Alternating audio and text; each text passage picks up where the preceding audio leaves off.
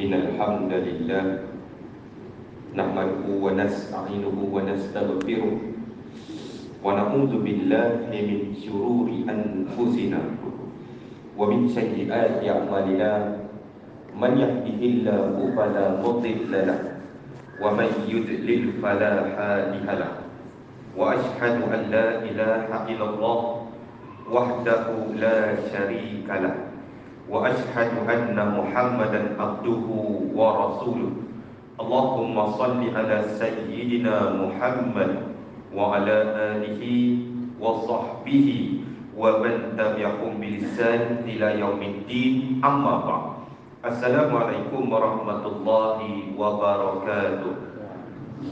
Bersyukur kepada Allah Subhanahu Wa Taala dengan limpah kurnia dan hidayahnya kita dipertemukan lagi dalam majlis ilmu, majlis yang penuh barakah. Semoga kita sama-sama dapat manfaat daripada apa yang akan dikongsikan bersama, insya-Allah.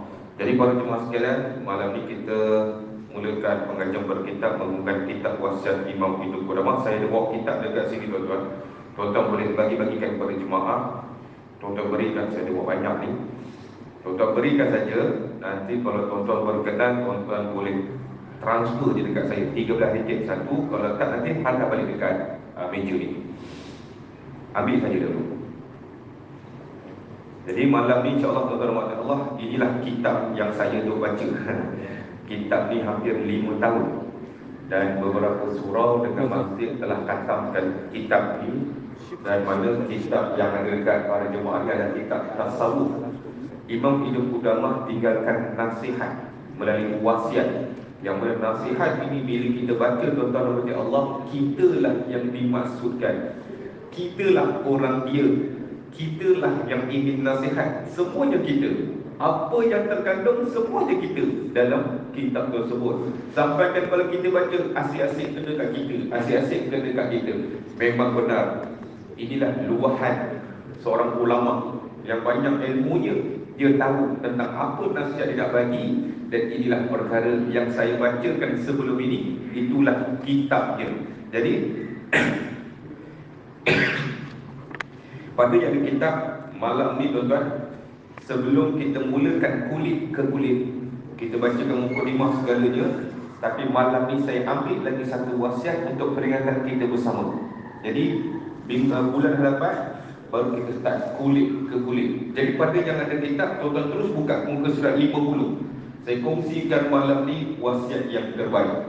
Di banyak-banyak wasiat muka surat 50 ni, Imam Ibnu Qudamah dia letakkan antara amalan-amalan yang paling hebat yang boleh kita lakukan.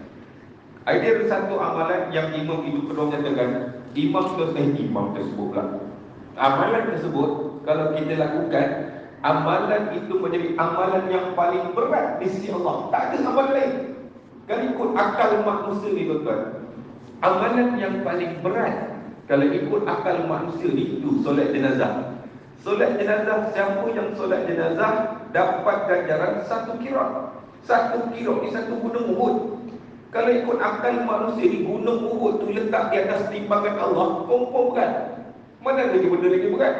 Tapi Imam Ibnu Qudamah dia mengatakan ada lagi amalan yang kamu lakukan, perkara itulah yang paling berat di sisi Allah. Dia letakkan dalam muka surat ke-50. Kemudian amalan yang kedua, disebabkan amalan tersebut Allah turunkan rahmat Allah kepada kamu. Dan disebabkan amalan itu juga Allah tarik balik rahmat Allah daripada kamu. Itu amalan yang kedua. Amalan yang ketiga, Imam Ibnu Qudamah nyatakan disebabkan amalan yang ketiga, manusia akan mendapat cinta Allah dan cinta Rasulnya. Kan buat tuan-tuan, kita tak terfikir langsung. Banyak-banyak kita baca amalan-amalan yang hebat. Imam Ibnu Qudamah dah saring. Imam Ibnu Qudamah letakkan benda yang paling hebat. Mari kita bacakan pada muka surat 50. Wa qala al-musannifu rahimahullah, berkata Imam Ibnu Qudamah dalam wasiatnya pada bab kelebihan-kelebihan amalan, muka surat 50. Ketahuilah olehmu, semoga Allah Subhanahu wa taala merahmatimu, sesungguhnya akhlak yang mulia merupakan perkara yang paling berat timbangannya di hari akhirat kelak.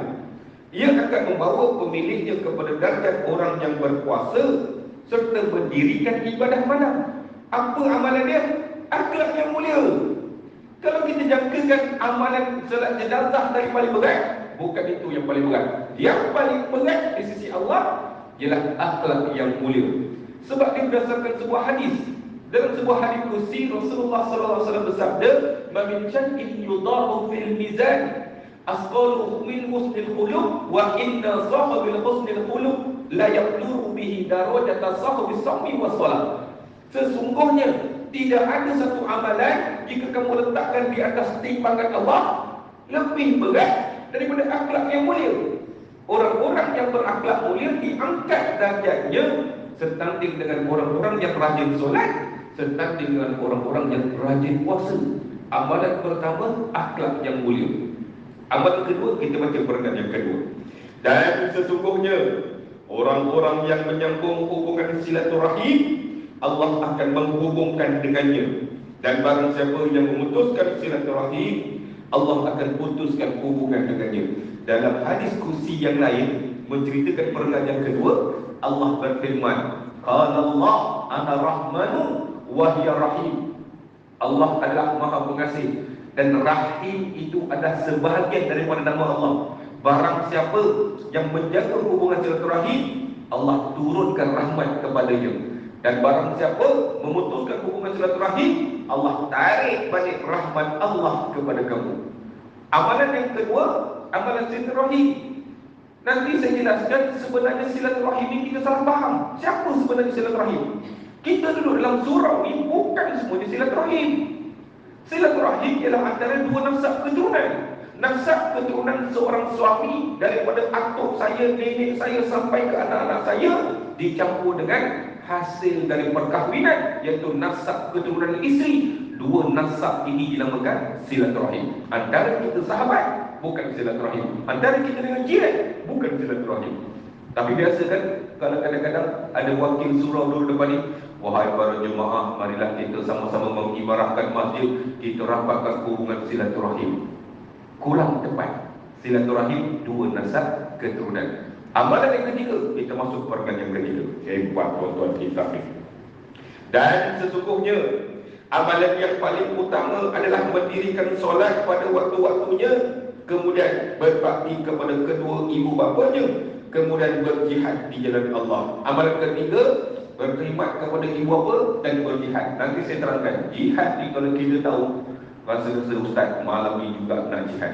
Sebab orang yang berjihad, bila dia syahid, dia minta kepada Allah, "Ya Allah, ya Tuhan kami ni dah masuk dalam syurga." Orang yang syahid dalam Allah ni tak perlu disemayangkan, dia akan dikebumikan sebab dia terus pergi ke syurga. Orang yang syahid akan berkata kepada Allah, "Ya Allah, ya Tuhan kembalikan kami balik ke muka bumi." Sebab apa? Kami nak syahid lagi sekali. Mereka akan mohon 10 kali dikembalikan ke muka bumi untuk syahid. Hebat amalan syahid. Itu amalan yang ketiga. Amalan yang keempat, perkataan yang keempat. Dan sesungguhnya simpulan iman yang paling utuh adalah cinta dan benci kerana Allah. Dan sesungguhnya sabar itu sebahagian daripada iman, umpama kepala bagi badan. Kunci kepala semua urusan adalah doa. Simpul iman yang paling utuh ialah apabila kita bersahabat dalam surau ni kerana Allah. Kita jumpa Tok Imam, "Aku sayang kamu Imam kerana Allah Ta'ala." Kita jumpa sahabat-sahabat lain, "Aku jumpa kamu, aku jaga kamu, aku kasih kamu kerana Allah." Orang yang begini akan mendapat dua ganjaran. Pertama, cinta Allah kepadanya. Kedua, cinta Rasul kepadanya. Kita dengan sahabat-sahabat kita kadang-kadang buat indah-indahnya. Sebab sahabat boleh bagi syafaat di hari akhirat kelak. Sahabat boleh keluarkan kita daripada neraka Allah. Hebat sahabat ni. Tapi bila kita faham, hebat betul Imam Ibnu Qudamah. Dia bagi nasihat ni memang untuk kita. Sebab kita masih berada di atas muka bumi. Semuanya berkaitan dengan nasihat kepada diri sendiri. Perkara yang kelima, maka sesungguhnya segala urusan itu ada di tangan Allah Dia memberi hidayah kepada sesiapa yang dikehendaki dan mengangkatnya. Dia juga yang menyesatkan sesiapa yang dikehendaki serta menghinanya. Oleh itu, sewajarnya engkau sentiasa berharap kepadanya yang memiliki segala urusan dan menyerahkan urusanmu kepadanya. Tuan-tuan dan Allah, itu di antara amalan. Malam ni saya kongsikan yang pertama dahulu. Yang lain-lain itu kita simpan dahulu. Pertama, kenapa akhlak menjadi amalan yang paling berat di sisi Allah? Malam ni kita berbicara pasal akhlak. Akhlak ni tuan-tuan, kalau kita bicara tentang akhlak ni boring. Boleh tidur je bang. Ustaz daripada sekolah kecil tadika cerita pasal akhlak. Masuk sekolah rendah cerita pasal akhlak. Masuk sekolah menengah cerita pasal akhlak. Masuk miskin cerita pasal akhlak. Masuk surau ni pun akhlak. Tak habis-habis. Sebab akhlak tu penting. Kita tuan-tuan, maksud akhlak ni apa? Kalau kita lihat dalam kamus Dewan Bahasa dan Pustaka, akhlak ni ada 3 maksud. Pertama, budi pekerti manusia adalah akhlak. Kedua, kelakuan manusia adalah akhlak. Ketiga, tabiat manusia adalah akhlak. Sebab itu orang tua cakap, engkau ni buang tebiat. Buang tebiat tu akhlak tu. Cuma tuan-tuan cari buang tebiat dalam kamus tak jumpa. Tabiat tu ada, buang tebiat tak ada. Mana orang tua dapat nama buang tebiat tu, Wallahualam. Tabiat itu adalah akhlak. Dan Imam Al-Ghazali dia jelaskan tentang akhlak supaya kita faham. Imam Ghazali mengatakan akhlak ialah sesuatu perbuatan yang kamu lakukan tak perlu dipikir. Dia jadi spontan. Sebagai contoh yang pertama, Imam Ghazali mengatakan cara percakapan manusia. Banyak yang kamu bercakap mendatangkan kebaikan, bercakap mendatangkan faedah, kamu akhlak yang mulia. Tapi bila banyak dia bercakap benda yang melarutkan, benda yang tidak berfaedah, benda yang tidak tahu ada benda yang masuk tersembunyi, itu akhlak dia. Cakap benda yang tak betul. Jadi akhlak itu terzahir cara percakapan kamu. Yang kedua, akhlak itu terzahir ketika mana seseorang itu terkejut atau bermelatah. Tuan-tuan, ini air jatuhnya. Allahu Akbar, subhanallah, akhlak yang hebat tu. Tapi kalau jatuh dia kata pemakau hijau, biru, kuning, itulah akhlak dia.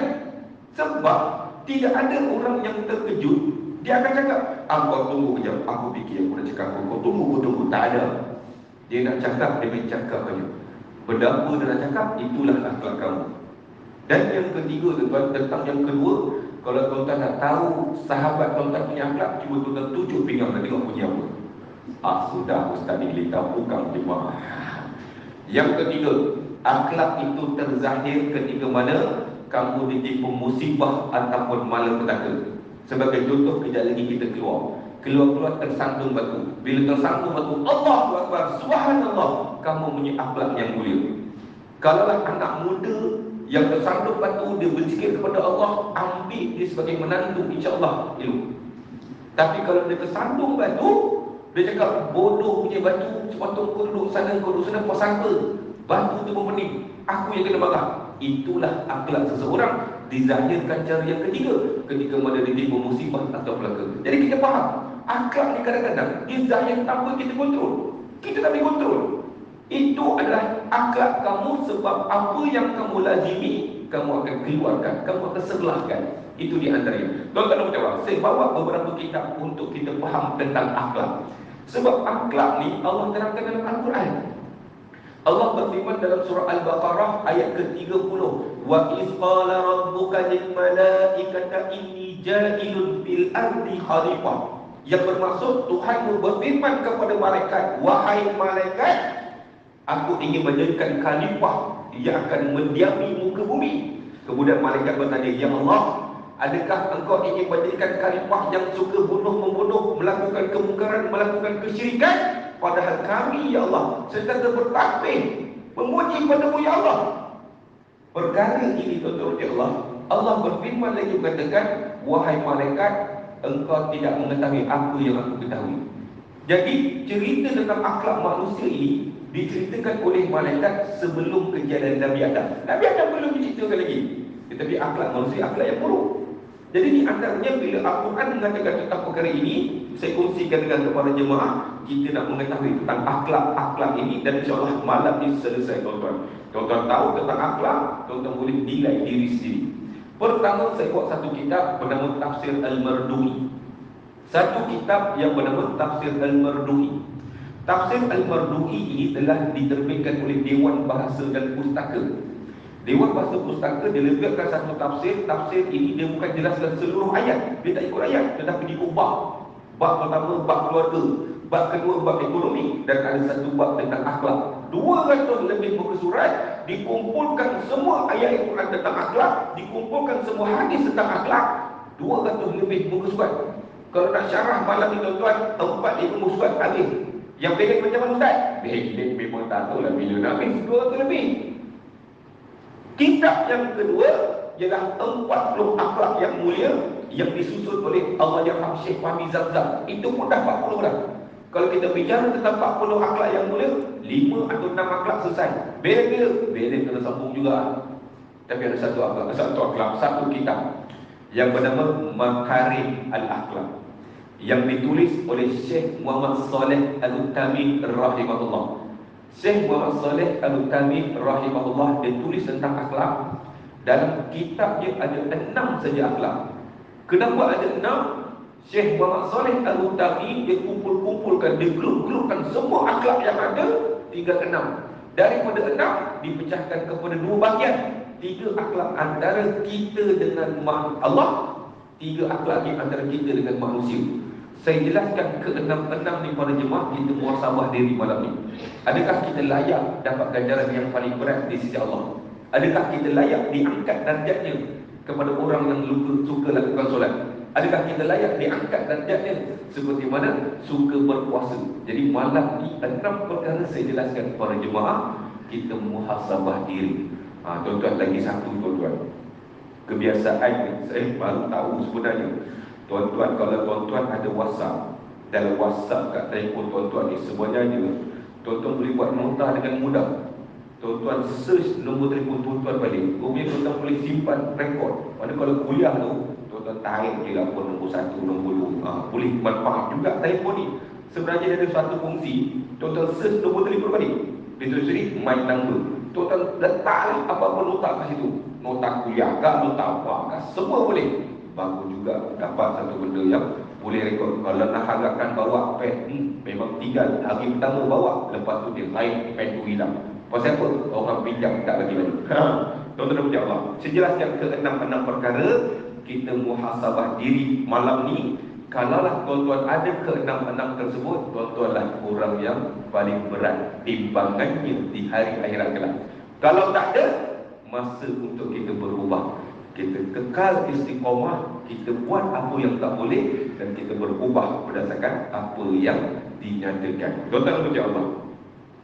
Jadi di antaranya tajuk ni belum saya bagi tuan, betul kan? Kan saya dah bagi tu tajuk ni. Tak pernah sampai lagi, tak pernah sampai lagi. Saya takutkan 2 kali. Baik. 6 akhlak yang pertama. Akhlak yang pertama ialah kita mengakui dan mempercayai apa yang terkandung dalam Al-Quran dan hadis. 2 ni je. Kamu percaya apa yang ada dalam Al-Quran, kamu percaya kepada hadis, akhlak kamu akhlak yang sempurna. Jadi daripada 6 akhlak, 1 akhlak dah ada dekat kita dah. Kenapa dinyatakan tentang Al-Quran? Sebab Allah berfirman dalam surah An-Nisa ayat 87, "Wa man asdaqu minallahi hadisa." Tidak ada perkataan yang lebih benar melainkan Al-Quran. Itulah perkataan yang paling benar. Itulah perkataan yang paling benar. Tidak ada perkataan lebih benar melainkan Al-Quran. Bagi orang Islam, kita kena percaya kepada Al-Quran. Dan yang kedua, Allah berfirman dalam surah Hud ayat yang pertama, Alif Lam Ra, kitabun uhkimat ayatuhu summa fussilat min ladun hakimin khabir. Alif Lam Ra, inilah ayat-ayat yang disusun dengan rapi, dijelaskan secara terperinci oleh Allah, yang diturunkan daripada sisi Allah yang maha teliti lagi maha bijaksana. Al-Quran itu telah disusun dengan cantik dan dijelaskan pula secara perinci, yang diturunkan daripada sisi Allah yang maha teliti lagi maha bijaksana. Jadi bagi orang Islam, percaya kepada Al-Quran satu akhlak yang sempurna. Dan saya yakin dalam surah ni tak ada siapa tolak Al-Quran. Kalau tolak Al-Quran mungkin dia tak datang tazkirah atau kuliah malam ni. Jadi akhlak yang pertama kamu ada. Tapi belum lagi. Sebab apa? Dia kena Al-Quran dengan hadis. Dua-dua ni kena jalan sekali. Dia tak boleh ambil Quran saja, hadis kita tolak. Sebab ada di kalangan kita sekarang ni, ustaz, kita tengok Al-Quran ni, ustaz, hadis nak buat apa? Ada ke tak ada tuan? Ada. Dia menolak hadis sebab dalam Al-Quran Allah berfirman dalam surah An-Nisa ayat 87 tadi, wa man asdaqu minallahi hadisa. Al-Quran tiada perkataan yang lebih benar melainkan perkataan Allah, iaitu Al-Quran. Jadi kita ikut Al-Quran je ustaz, tak payah ikut hadis.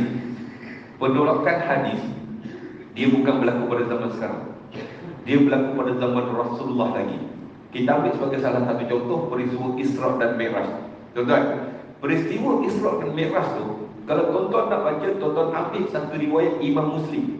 Imam Muslim meriwayatkan tentang Isra dan Mi'raj, punyalah panjang lebar dia punya hadis. Antara yang Imam Muslim jelaskan, bila Rasulullah diisrakan Masjid Al-Aqsa, kemudian di Mi'rajkan dia kata lagi, bila Rasulullah turun, Rasulullah takut. Rasulullah duduk di satu tempat, selepas Rasulullah turun, Rasulullah takut. Dan tiba-tiba Abu Jahal datang. Bila Abu Jahal datang, Abu Jahal berkata, ya Muhammad, tak ada cerita baru ke pagi ni? Dia nak membuat olok-olokkan Muhammad. Dia kata, ya Muhammad, tak ada cerita baru ke? Lalu Rasulullah mengatakan, ada. Apa ceritanya? Rasulullah ceritakan, aku telah pergi Masjid Al-Aqsa, kemudian naik ke atas langit, kemudian aku turun. Lalu Abu Jahal mengatakan, habis yang kau ada dekat sini pasal apa? Sebab nak pergi Masjid Al-Aqsa 4 bulan perjalanan. Engkau cerita malam tadi sekarang macam ni ke sini? Dan Abu Jahal berkata, wahai Muhammad, kalau begitu, boleh atau tidak aku panggil semua orang datang dekat sini, kamu ceritakan balik apa yang kamu cerita pada aku. Lalu Rasulullah mengatakan, boleh, no problem. Tapi Rasulullah tak cakap orang putih. Dia kata boleh, tak ada masalah. Lalu dikumpulkan orang yang ramai. Bila Rasulullah ceritakan perkara tersebut, dalam ramai-ramai ini ada 3 golongan. Golongan pertama, golongan yang murtad, keluar dari Islam. Sebab apa? Perkara tak masuk akal. Perkara tak masuk akal. Masjid Al-Aqsa jauh, bukan dekat. Disebabkan peristiwa ini, orang Islam yang telah beriman kepada Allah, beriman kepada Rasulullah, keluar dari Islam, murtad. Ini orang yang tak percaya pada hadis. Golongan yang kedua, jumpa Sayyidina Abu Bakar. Dia mengatakan, wahai Abu Bakar, kamu dah dengar belum Muhammad cerita macam ni? Kemudian bertanya, wahai Abu Bakar, kamu percaya atau tidak? Lalu Abu Bakar mengatakan, kalaulah yang berkata itu bernama Muhammad, lebih daripada itu pun aku percaya. Sebab itu dia digelar As-Siddiq. Kemudian golongan yang ketiga pula berkata, ya Muhammad, kalau betul-betul kamu dah pergi Masjid Al-Aqsa, kamu ceritakan bentuk masjid. Sebab aku daripada sana. Orang yang bertanya ni daripada Masjid Al-Aqsa. Rasulullah ceritakan Masjid Al-Aqsa bentuknya begini. Semuanya betul. Dan hamba Allah di mana katakan, wallahi, apa yang dikatakan oleh Muhammad adalah benar, tapi kami tak percaya. Yang menolak hadis pada zaman Rasulullah lagi. Tapi kalau sekarang tolak, memang lagi ramai yang tolak. Sebab pada zaman Rasulullah lagi dah ada. Cuma apa pada kita tuan-tuan? Untuk menjadikan akhlak yang sempurna, Syekh Muhammad Saleh Al-Utami ditinggalkan satu hadis untuk kita bacakan, iaitu dalam sebuah hadis diriwayatkan daripada Abu Hurairah radhiyallahu anhu berkata, Rasulullah sallallahu alaihi wasallam bersabda, "Idza waqa'a al-zababu fi syarbi ahadikum falyakbis, summa litanzifu fa inna fihi idah yana hayyidah wal ukhra shifa." Yang bermaksud, sekiranya lalat masuk dalam minuman kamu ni, kamu tenggelamkan lalat tersebut. Sebab di sebelah sayap ada racun, di sebelah sayap lagi ada penawar. Siapa yang bagi tahu? Rasulullah bagi tahu. Kalau saya yang bagi tahu jemaah akan cakap, ustaz ni bohong ni. Kaji Quran pun tak habis, kaji lalat pula. Bukan saya. Yang berkata ni Rasulullah sallallahu alaihi wasallam. Kalau ikut akal manusia tuan-tuan, 1400 tahun dahulu, teknologi pun tak ada, saintis pun tak ada. Tak ada kerja Rasulullah pergi kaji lalat. Tapi kenapa hadis ini timbul? Hadis ini timbul disebabkan apa yang diungkapkan oleh Rasulullah sallallahu alaihi wasallam adalah wahyu daripada Allah. Dalilnya mana? Dalilnya dalam Al-Quran, surah Al-An'am ayat ke-50. Dalam surah Al-An'am ayat ke-50 Allah berfirman, katakanlah wahai Muhammad, aku tidak mengatakan kepada kamu bahawasanya perbenaran Allah ada di sisiku, dan aku tidak mengatakan kepada kamu bahawasanya aku itu menerai, dan aku tidak mengatakan kepada kamu bahawasanya aku malaikat, dan aku tidak akan bercakap-cakap melainkan apa yang diwahyukan Allah kepadaku. Jelas dalam Al-Quran Allah nyatakan Rasulullah bukan malaikat. Rasulullah tak tahu benda lain, dan Rasulullah tidak bercakap melainkan wahyu daripada Allah. Jelas bila kita yakin dengan Al-Quran, wajib kamu yakin dengan hadis. Dua perkara ini menyebabkan akhlak kamu akhlak yang sempurna. Cantik Ustaz, nombor 1 saya ada. Nombor 1 saya ada. Minta lagi 5. Cepat sikit. Baik, saya bagi yang kedua. Sebelum lalat masuk, tuan-tuan, saya minum dulu. Saya punya suara rock malam ni, tuan-tuan, macam Rabi Sari. Jadi kalau tuan-tuan pernah dengar 2 bulan sebelum ni, malam ni lain sikit. Jadi sejuk pula tiba-tiba malam ni. Rupanya suara hampir-hampir hilang. Tapi selagi ada, saya belasak. Tiba-tiba kalau dalam tengah-tengah dia hilang, saya minta Tuan Imam ganti akhlak yang seterusnya. Baik, kita masuk akhlak yang kedua. Yang pertama, semua ada. InsyaAllah semua ada. Ustaz cantik, saya ada Ustaz, dua-dua tu. Yang kedua, akhlak yang kedua antara kita dengan Allah ialah mengamalkan segala hukum hakam yang telah ditetapkan oleh Allah kepada kita, seperti mana kefarduan dalam beribadat, solat kamu, puasa kamu, zakat kamu, segala amal ibadat yang telah ditetapkan kita buat, dapat akhlak yang kedua. Kan senang namanya itu. Setidak-tidak kita boleh muhasabah diri. Kalau sebelum ni kita tak tahu, tapi malam ni kita tahu, itu adalah akhlak. Akhlak yang menyebabkan kamu dapat ganjaran paling hebat di sisi Allah. Paling hebat, paling berat tu. Jadi yang kedua tentang amal ibadah. Sebab apa kena amal ibadah? Allah berfirman dalam surah Az-Zariyat ayat ke-56, "Wa ma khalaqtul jinna wal insa illa liya'budun." Tidak aku jadikan jin dan manusia semata-mata untuk beribadah kepadaku. Kita dijadikan ada tujuan. Tujuannya apa? Beribadah kepada Allah. Selesai. Kalau kita faham, senang kita dah buat. Ini pun kadang-kadang kita bertikaikan. Ya Allah, kenapalah kau hidupkan aku, ya Allah, lebih kau matikan aku. Ini orang yang tak faham. Kalau orang faham, kamu diciptakan oleh Allah untuk beribadat kepada Allah. Jadi di antaranya, dan tuan-tuan, saya kongsikan betapa beruntungnya orang yang dapat solat berjemaah pada waktu Isyak dan subuh. Solat Isyak dengan subuh. Kenapa saya solat Isyak dengan subuh? Dalam sebuah hadis Rasulullah sallallahu alaihi wasallam bersabda, "Inna asqalas salat 'alal munafiqin." Antara solat yang paling berat untuk ditunaikan oleh orang yang munafik. Orang munafik ni, dia ada satu solat yang berat nak buat. Apa solat dia? Solat Isyak dengan solat subuh. Bila Rasulullah nyatakan perkara ini, kita muhasabah diri. Dulu Ustaz memang parah. Dulu kalau tak dibising bini rumah tu tak datang surau. Tapi bila kita boleh datang surau berjemaah dengan ikhlas, kamu bukan orang munafik.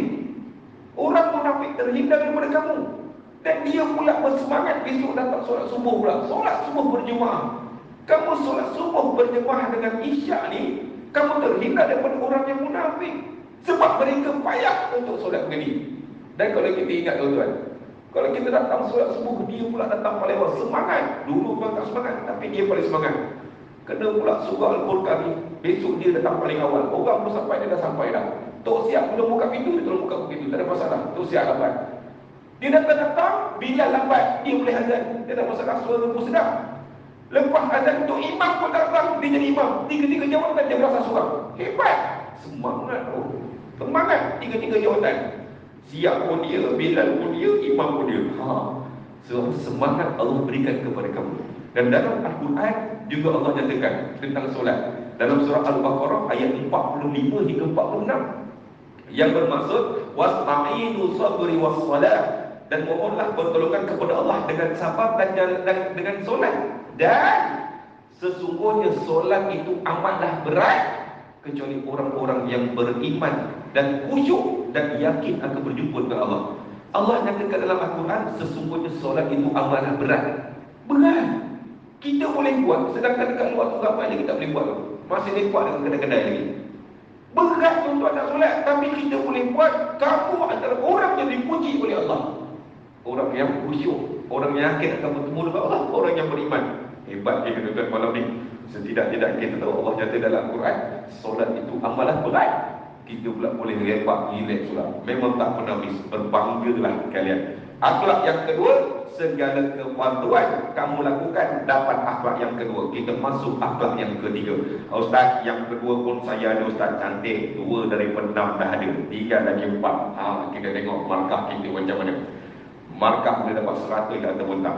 Yang ketiga, iaitu akhlak antara kita dengan Allah. Kamu bersabar apabila ditipu musibah ataupun malapetaka. Musibah datang kepada kamu, kamu sabar, kamu tawakal, kamu berserah. Akhlak kamu akhlak yang hebat. Sebab apa tuan-tuan?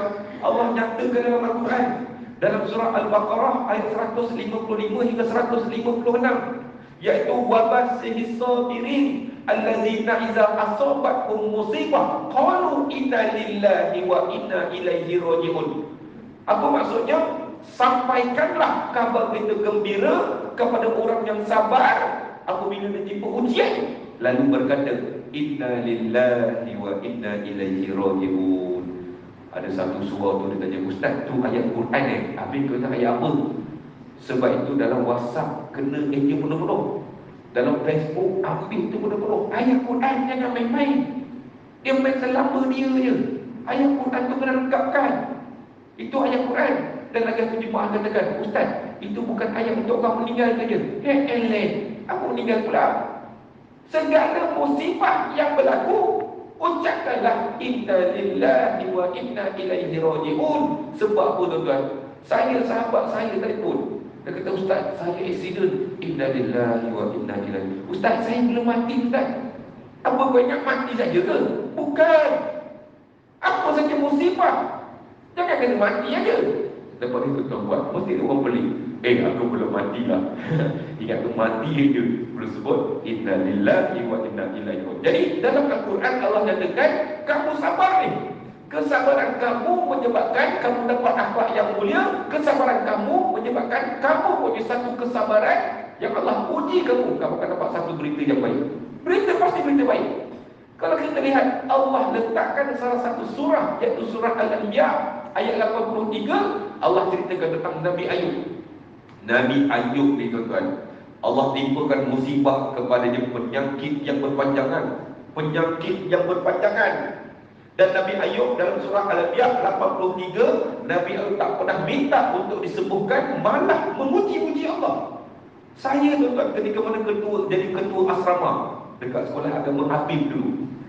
Bila budak-budak ni, saya jadi ketua asrama, budak-budak demam tak nak pergi sekolah. Dia kata, apa barang kau ni?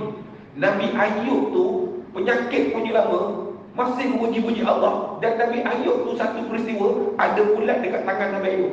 Ulat tu jatuh, Nabi Ayub ambil balik ulat, letak balik atas tangan Nabi Ayub. Tuan-tuan pernah dengar tak cerita pasal ulat tangan Nabi Ayub ni? Ke saya seorang dia baca buku? Kisah tu tak sahih, jangan ceritakan. Tak sahih cerita tu. Tapi saya dah janjilah cerita tu. Sampai besar ni baru tahu benda tu tak sahih sebenarnya. Jadi nak bagikan semangat kepada sahabat, Nabi Ayub boleh sabar walaupun dia tipu musibah. Ini kan kita kadang-kadang demam. Ya Allah, sembuhlah penyakit. Ya Allah, aku nak beramal, aku nak beribadat. Ya Allah, aku nak tingkatkan amalan. Baru demam pagi tadi. Pagi tadi tengah hari minta sembuh dah. Antara kita bukanlah macam para Nabi. Tuan-tuan ya Allah, kesabaran apabila ditipu musibah, kamu sabar, kamu dapat akhlak yang sempurna. Akhlak ketiga milik kamu. Tuan-tuan, bulan 9. Ini bulan 9 hari. Bulan 9 tahun lepas, ini bulan 9 tahun ni, ganggam setahun. Ulang tahun saya accident, patah kaki kanan ni. Saya daripada Putrajaya balik ke Bandar Baru Pagi, dekat kilang Densu tu accident, patah kaki kanan. Ketika mana ada seorang hamba Allah Cina, umur 28 tahun, dia bawa kereta, dia keluar simpang, ikut sedap dia je. Saya tak sempat, saya langgar dia, terguling, patah kaki. Jadi Cina ni ambil, bawa pergi hospital. Bawa ke hospital, dia punya mulut dia tak macam ni. Ayah, minta maaf, minta maaf, minta maaf. Masuk bilik isteri, minta maaf, minta maaf. Semua dia ikut saya. Minta maaf ni banyak sangat. Saya tengah sakit. Dan saya kata, ayah, Tak apa, kita orang Islam ada qada dan qadar. Allah telah tentukan kamu nak insiden, kamu dah. Kalau saya tak langgar kamu, saya akan langgar orang lain. Macam begitu dia. Sebab kita nak yakinkan dia, ini adalah ketentuan Allah. Janganlah minta maaf banyak sangat. Sakit ni. Apa dia kata? Bila saya jelaskan benda ni tentang qada dan qadar kepada orang Islam, dia kata apa? Ayah, sama lah. Saya Tuhan pun cakap tu macam juga. Rupanya Cina ni pun ada qada dan qadar. Kau jangan main-main. Cina pun ada. Jadi bila dia terangkan kepada saya satu ilmu baru, rupanya Cina ni pun ada qada dan qadar. Oleh kalau macam tu, okeylah. Yelah kalau you tak langgar saya, langgar orang lain. Betul lah tu. Okey, baru dia diam daripada minta maaf. Tapi ilmu baru saya dapat, rupanya Cina ni pun ada qada dan qadar. Dan paling cantik tuan-tuan, kita boleh nasihatkan sahabat kita yang Cina, you jangan main-main, Tuhan you cakap ada qada dan qadar. Nanti dia pun terkejut. Mana you dapat tahu? Ustaz begitu. Ini di antara perkara yang ketiga, kamu sabar apabila ditipu musibah, kamu dapat akhlak yang ketiga. Kita pergi akhlak yang keempat. Saya laju tuan-tuan. 18 minit. Kali lagi 4 minit sebelum azan Isyak. Akhlak yang seterusnya. Akhlak yang keempat saya kena slow sikit. Sebab akhlak yang keempat, akhlak yang paling susah. Akhlak yang keempat, Syekh Muhammad Saleh Al-Utamin rahimahullah mengatakan, akhlak yang keempat inilah penyebab manusia terjerumus ke dalam neraka Allah. Kalau kita tak berhati-hati dengan akhlak yang keempat ini, kamu akan terjerumus ke dalam neraka Allah.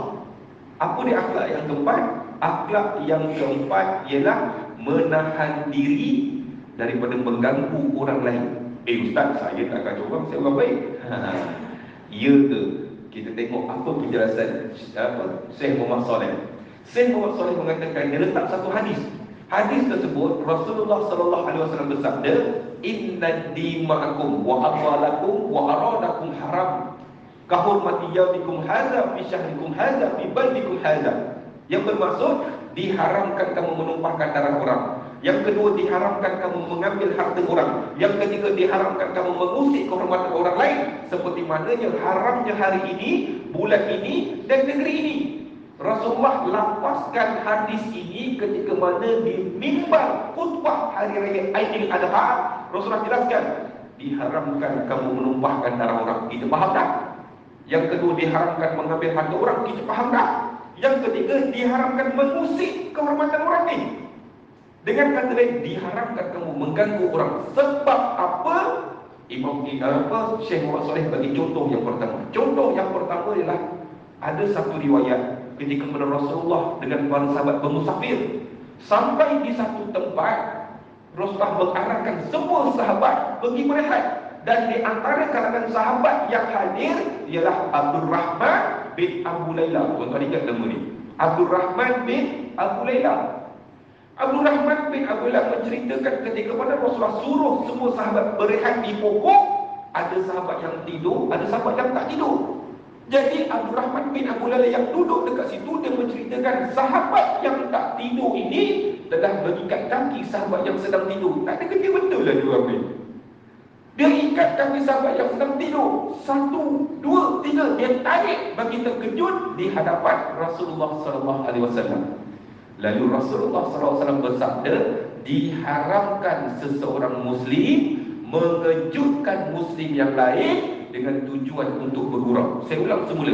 Diharamkan seseorang Muslim mengejutkan Muslim yang lain dengan tujuan untuk bergurau. Tuan-tuan pernah buat ke tak pernah buat tuan-tuan? Tak pernah buat? Bohong. Biasa ni yang kita buat. Dia masuk seorang-seorang dekat masjid, pakai jubah putih, semua putih, muka melepak, tak buka lampu, hamba Allah buka lampu, terkejut dia gelap tuan-tuan. Ini perkara yang pertama, nampak contoh. Nanti saya bagi tahu apa implikasi dia. Contoh yang kedua, Rasulullah SAW bersabda, la ya'yuzanna ahadukum mata'a ahlihi la'iban wala jadam. Yang bermaksud, diharamkan seseorang Muslim mengambil atau menyembunyikan barang Muslim yang lain dengan tujuan untuk bergurau. Diharamkan seseorang Muslim mengambil atau menyembunyikan barang Muslim yang lain dengan tujuan untuk bergurau. Tuan-tuan, dekat surau ni sama macam mana surau dekat Selangor. Waktu PKP dulu, kalau solat tarawih, siapa tak bawa sejadah tak boleh masuk surau, betul? Saya jaga masjid dekat pintu. Tak ada sejadah, balik. Bawalah sejadah, mereka pergi bawa sejadah. Bila semayang tuan-tuan, Bawah sejadah, biasanya telefon ni kita letak bawah sejadah, betul? Allah Akbar, telefon depan sejadah. Member sebelah ambil telefon dia, selit bawah sejadah dia. Apa jadi tuan? Mufarakah jemaah ni. Jangan kata makmum mufarakah, tok imam pun boleh mufarakah kalau telefon hilang. Kalau solat maghrib tadi telefon hilang, kita mufarakah. Solat maghrib tadi kita 4 rakaat, percayalah, subhanallah, jangan kacau, telefon aku hilang ni. Diharapkan seseorang muslim mengambil atau menyembunyikan barang muslim yang lain dengan tujuan untuk bergerak. Untuk pernah buat tak nombor 2 ni? Pun tak pernah juga. Hebat betul surah Al-Furqan punya jemaah ni. Jadi kita sambung selepas azan. Saya sambung. Jadi yang pertama tadi, larangan mengejutkan orang. Kedua, larangan menyembunyikan barang orang. Larangan yang ketiga, Rasulullah SAW bersabda, "Ataduna ma'al ghibah." Wahai sahabat, kamu tu tak gibah ni apa? Sahabat menjawab, "Allah wa Rasul alam." Hanya Allah dan Rasul yang mengetahui. Rasulullah jelaskan, gibah ialah sesuatu perkara yang buruk tentang orang lain, kamu ceritakan kepada orang lain.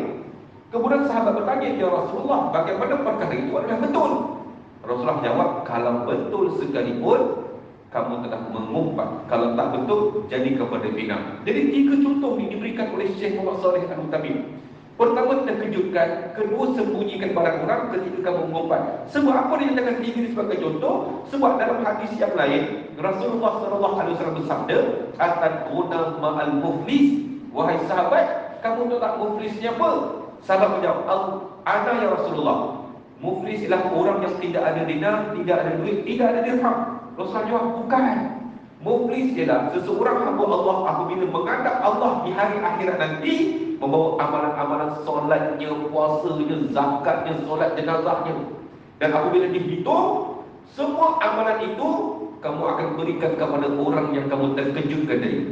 Kamu akan berikan kepada orang yang kamu sembunyikan barang tadi, kepada orang yang kamu umpat, kamu keji, kamu hina, kamu kutuk, sehinggalah habis amalan kamu, dan sehingga tidak cukup untuk membayarnya. Dosa-dosa mereka akan ditimpa kepada kamu, sebab dosa antara manusia Allah tidak akan ampunkan.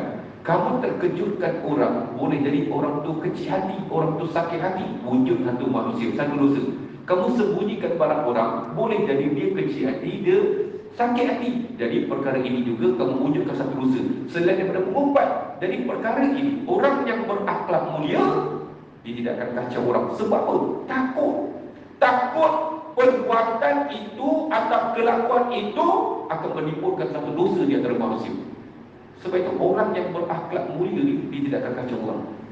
Kalau kita lah tuan-tuan, kita tahu baru tahu malam ni tuan-tuan, habis 30 tahun, 40 tahun dulu macam mana Ustaz? Yang kita duk kacau orang, yang kita duk menyakat orang, yang kita duk bergurau dengan orang. Semua perkara ini akan memungkinkan wujud dosa di antara manusia, dan kamu kena minta maaf daripada orang tersebut. Sebab itu orang-orang yang berakhlak mulia tidak akan kacau orang lain. Ini di antara perkara yang keempat. Perkara yang kelima ialah akhlak yang kelima, kamu balas kejahatan seseorang dengan kebaikan, barulah kamu dapat akhlak yang mulia. Mana datang dalilnya?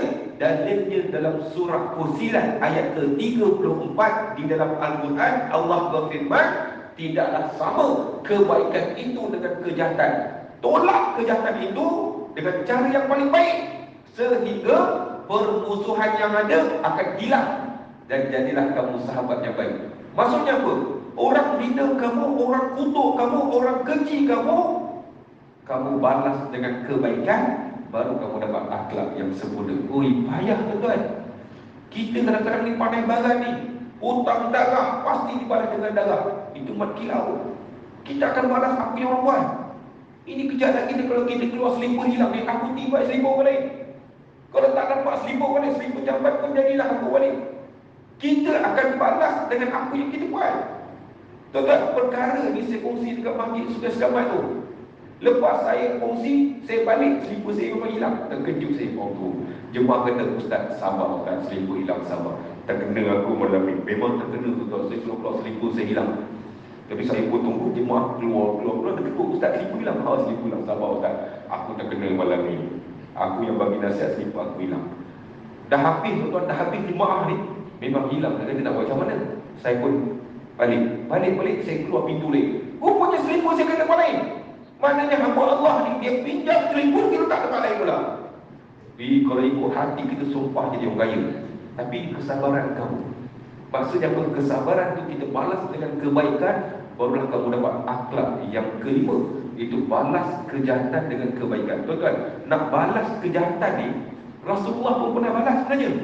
Rasulullah dalam peperangan Uhud, selepas habis peperangan Uhud, yang meninggal di berapa? 70 orang. 64 pada golongan Ansar, 6 orang pada golongan Muhajirin, 64 daripada golongan Ansar yang masih hidup. Mereka mengatakan, kami akan balas dendam, kami akan balas 700 orang yang kamu bunuh, kami akan bunuh benda sama. Golongan Ansar memang kaki perang. Tetapi bila Rasulullah datang tengok satu jenazah demi satu jenazah, sahabat mengatakan, Rasulullah nak menangis ni. Sebab apa? Kebanyakan jasad orang Islam dibunuh, dikelang dada ni. Dada ni dikelang-kelang. Jasad orang Islam dilakukan begitu. Bila Rasulullah tengok satu demi satu, Rasulullah ambil menitikkan air mata dan Rasulullah terhenti pada satu jenazah. Rasulullah berhenti, Rasulullah menangis pada satu jenazah. Jenazah siapa? Sayyidina Hamzah.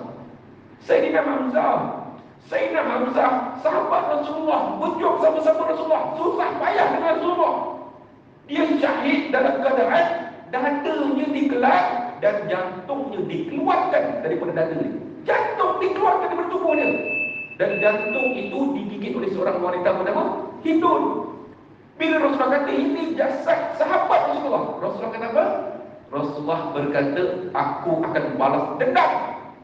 Aku akan bunuh 70 orang seperti mana mereka melakukan di atas jasadmu, wahai Sayyidina Hamzah. Ini kata-kata Rasulullah. Rasulullah balas, Rasulullah balas. Tapi bila Rasulullah nak balas, turun malaikat Jibril. Malaikat Jibril turun, ya Rasulullah, Allah berfirman dalam surah An-Nahl ayat 126 hingga 128 yang bermaksud, sekiranya engkau nak balas dendam, boleh balaslah dengan balasan yang setimpal. Akan tetapi sekiranya kamu boleh bersabar itu lebih baik. Rasulullah sabar. Dan dalam ayat itu Allah berfirman, sesungguhnya kesabaran itu datang daripada Allah. Tuan-tuan, waktu kita orang marah ni, tuan, kita sabar ni, kesabaran itu datang daripada Allah. Kamu boleh berbanggalah. Orang nak marah, kamu boleh marah, tapi kamu boleh bersabar disebabkan kesabaran itu datang daripada Allah SWT. Rasulullah tak jadi balas, Rasulullah sabar. Macam mana Rasulullah buat? Kita kena ikut, barulah dapat akhlak yang kelima. Itu di antara satu ayat surah Fusilat ayat ke-34. Dan lagi satu ayat surah Ali Imran ayat 159. Lagi banyak. Apa kata Allah? Allah berfirman, maka berkat rahmat engkau wahai Muhammad telah berlaku lemah lembut terhadap mereka. Sekiranya kamu bersifat kasar, sudah pasti mereka akan lari daripada kamu. Oleh itu, yang pertama, maafkan mereka. Kedua, doakan kepada mereka. Ketiga, bermuasyarah dengan mereka. Apa maksudnya? Orang yang buat jahat dengan kamu, orang fitnah kamu, kutuk kamu, tuduh kamu, pertama, orang yang akhlak mulia akan maafkan dia. Aku maafkan. Kau nak kutuk, kau kutuklah. Kau nak email pun kau email lah. Aku maafkan, aku maafkan. Orang akhlak mulia. Kedua, doa pula kepada dia. Ya Allah, kau ampunlah dosanya. Ya Allah, kau berikanlah petunjuk dan hidayah kepada ya Allah dalam hati panas ni. Kedua. Ketiga, mesyuarah, duduk dengan dia, ubah dia. Baru kamu dapat akhlak yang kelima. Agak-agak senang ke payah bukan? Payah. Kadang-kadang kita tengok muka dia, aku tak nak dah, aku tak nak tengok muka dia dah. Itu kita. Tapi nak dapat akhlak yang kelima ini, inilah usaha dia. Pertama, maafkan dulu macam mana pun. Kedua, doakan ketika bermuasyarah dengan dia. Sebagai contoh, tuan-tuan, balik kejap lagi ni motor hilang. Motor hilang ni. Sejam lepas tu motor dapat, dengan pencuri pun dapat. Agak-agak lunyai ke tak lunyai? Lunyai tu imam rasa dulu. Tapi bila kita faham tentang perkara ini, engkau curi motor kan? Dia dah ngaku dah. Oleh itu yang pertama, tak apa, aku maafkan. Kau curi tak apa, aku maafkan. Aku doakan agar kau dapat lagi rahmat. Yang ketiga, kau ambil kunci motor ni, kau pergi tukar nama terus. Boleh? Kau buat ramai lagi motor hilang. Jadi perkara ini nak menyatakan orang yang akhlak mulia ni, dia takkan balas dengan kejahatan. Kalau kita ada dalam diri kita akhlak yang kelima milik kamu, kita boleh berbangga dengan apa yang kita ada. Tapi selagi mana kamu balas dengan kejahatan, kamu belum layak dapat akhlak yang kelima, kamu belum layak duduk orang ganjaran yang paling hebat di sisi Allah. Dan yang keenam, yang terakhir, sampai juga yang terakhir. Yang terakhir, tuan-tuan, Akhlak yang keenam ialah bermanis muka. Bermanis muka adalah akhlak yang terbaik. Kenapa manis muka? Wallahu a'lam. Memang dia tulis kat itu, saya boleh baca. Takkanlah manis muka senang sangat. Benar. Kenapa manis muka? Rasulullah sallallahu alaihi wasallam bersabda, la tahkiranna minal ma'rufi syai'a walau an talqa ahqa biwajhika. Yang bermaksud, jangan kamu remeh-remehkan sesuatu amalan yang dilakukan oleh orang sekeliling kamu. Kita duduk dalam surau, ada sahabat sapu sampah, ada sahabat susun Quran, ada sahabat betulkan langsir. Semua perbuatan itu Rasulullah kata jangan remeh-remehkan, sebab semua perbuatan itu dapat pahala. Termasuklah apabila kamu jumpa sahabat kamu, dia senyum, jangan remeh-remehkan senyuman tersebut. Jangan remeh-remehkan. Sebab senyuman satu amalan, senyuman satu sedekah, senyuman satu ibadat. Itu adalah amal ibadat, jangan remeh-remehkan. Kenapa ditegur perkara ini? Sebab kita melakukan perkara yang sebaliknya. Apa yang kita buat? Bila tengok sahabat kita senyum, kau tengok dia senyum-senyum, nak pinjam duit dah tu. Ada je kita ni tuan-tuan. Dia di antara kita, hati tak betul.